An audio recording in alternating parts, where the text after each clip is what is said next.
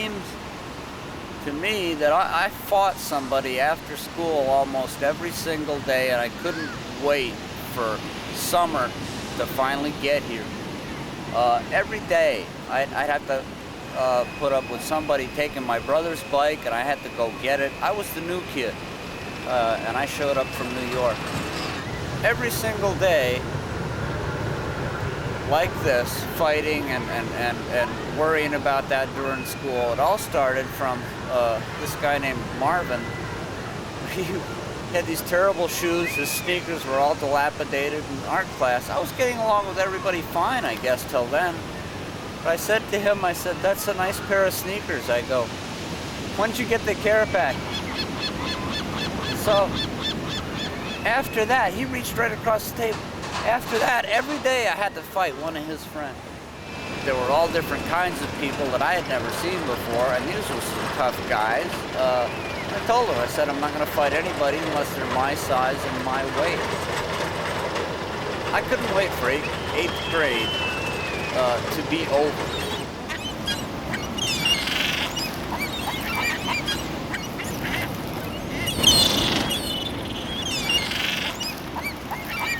My mother and my sister were over doing laundry, and my father had sent me out to the hardware store. We'd unpacked my English 3-speed bike, and everybody here rode these little bikes. You had to pedal like hell to give your ass a ride, you know? And they all had these hair trigger freaking kickstands, all right? So I show up at the hardware store, and I know exactly what I need.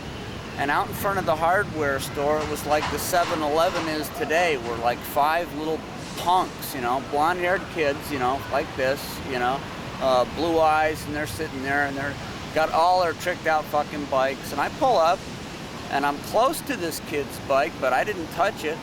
This punk's bike was like 3.5, 4 feet away, and because my brakes squealed or something, I guess, his bike just goes ka-tunk onto the ground.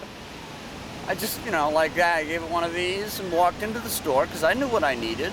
I had my money, and I got the items that my father requested and came back out. This took several minutes. I come back out, and they're standing there in disbelief still as I get onto my bike. And he goes, "Man, you knocked over my bike. You're going to have to get off and pick it up for me." I don't know what he's used to, but I was from upstate New York, never had no trouble with anybody. I'm only in 8th grade, and then I go to Arizona, and now I'm in, this guy's telling I gotta get off the bike. I don't know what he's used to, but I'm not gonna get off the bike and pick up his bike. He goes, "You knocked it over," and his friends were all, "Man, you gotta do something about this. You can't just knock his bike." So I got off the bike, and I said, "Okay, but I'm only messing with you. So you three just stay where you are. Like this, you know, whatever." And so he realized that, yeah, he had a fight. He grabs me. I hit him a couple of times. He pokes me up the concrete steps almost into the hardware store. And he has me in a headlock. I break out of that and push his head right through the window. It wasn't like 45 minutes later, my father was out front with somebody, and they already knew it was me. And he comes to me, he goes, "We're in town an hour." He goes, "What is it with you?"